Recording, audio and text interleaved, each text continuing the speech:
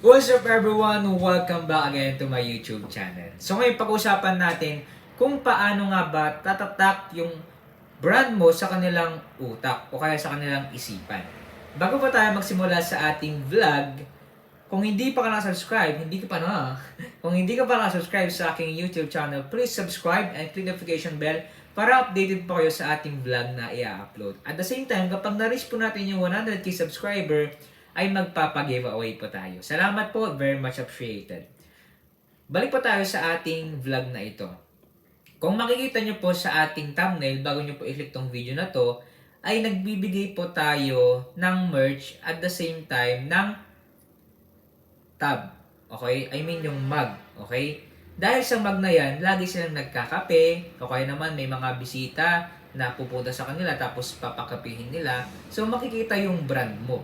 Kaya kung gusto mong mas makilala ang iyong brand o kaya negosyo o kaya tatak ng negosyo mo, ay magpagawa ka ng mug. Magkano lang naman yung mug, okay? Kung kung magpapatatak kayo, is almost parang 50 to 100 pesos lang naman po yan. Pwede nyong ipag-giveaway, kagaya ng ginawa ko that time, kapag bumili sila ng aking card, okay? Kapag yung loyalty card, okay naman yung parang sa iba na bibili ka ng card, okay? Like for example, yung Palawan, Cebuana, pag bibili ka ng card ay meron kang makukuhang benefit, okay? Okay naman, discount. Kaya, ang nangyari, gumawa rin ako that time. Tapos, kapag bumili sila, meron silang makukuhang mug, okay? So, parang, magkano lang naman yun, yung parang loyalty card.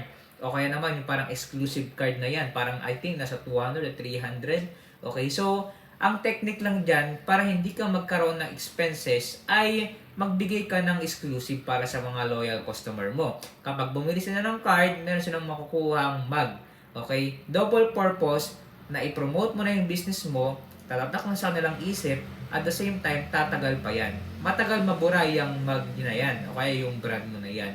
Kaya I want to suggest you, if you want, okay, na tumatak yung kanilang yung tatak ng business mo, magpagawa ka ng mug or else t-shirt.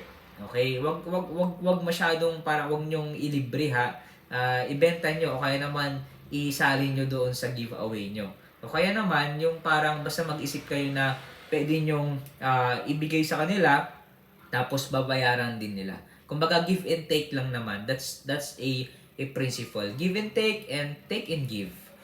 Bago tayo matapos sa ating vlog, meron po tayong binibentang negosyo reality na libro. Kung gusto nyo mong bumili, okay, medyo mahal ito, pero dito nyo po malalaman kung bakit mahal itong libro na to. At the same time, worth it po ito. Para po ito sa mga gustong magsimula ng negosyo, may mga problema sa negosyo, at the same time, mga mayayaman na mahilig. Okay, kung hindi ka mayaman, basta mahilig ka magbasa, pwede mo rin i-display, okay?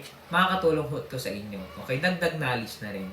Kung gusto nyo pong mag-order, click nyo lang po yung aming Facebook page official link dyan sa description at message nyo lang po kami. Salamat po sa inyong panonood and God bless you all. Ingat-ingat po tayo. Bye-bye.